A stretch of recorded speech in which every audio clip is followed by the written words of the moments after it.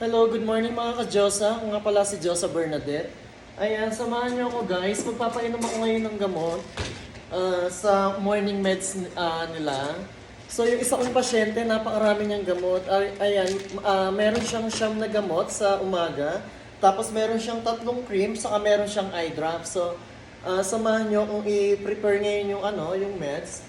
So ang ginagawa ko guys, pagka magpapainom ng gamot, chinecheck ko talaga isa-isa. Isa-isa kong binabasa yan. Tapos, i-ano ko siya dito sa system. Meron po tayo ditong system na naka-record po yung mga gamot nila.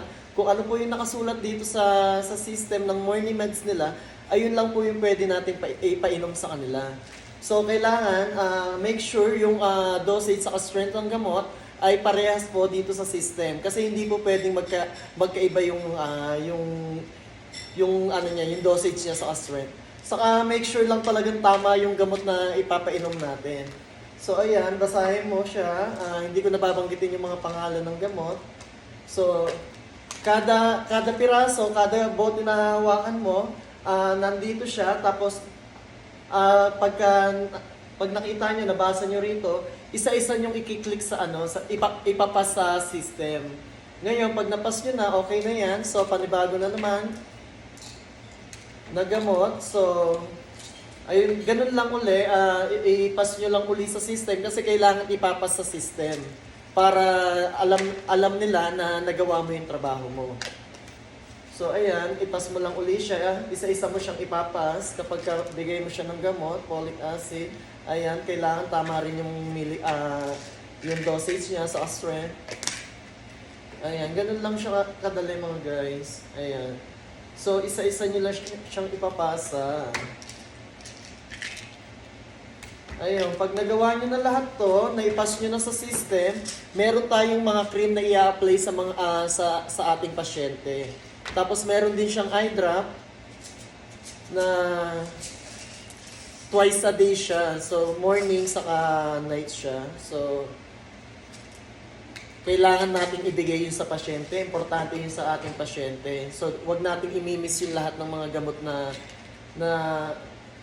nandito sa system na kailangan nating ibigay sa pasyente. So, kung ano yung nakalagay sa system na daily routine ng meds nila, kailangan talaga make sure na lahat yun is may i-apply natin or may ibibigay natin ng lahat ng gamot sa kanila. Ayan, ito yung medicine card ko.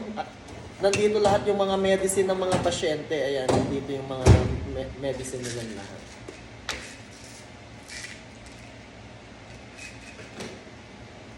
So katulad nito guys, meron siyang gamot na 20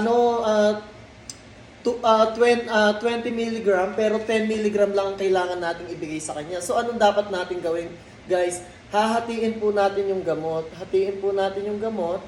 Ito po, may pang-cut po ako dito. Yan. So, nakat ko na siya. So, yung kalahati lang po guys ang ibibigay natin. Kasi masyadong mataas yung, yung strength ng gamot is 20. So, dapat is 10 mg lang. So, kinat ko siya ng kalahati. Yung kalahati lang po ibibigay natin. So, ganun po. Kaya dapat talaga babasahin natin yung mga gamot.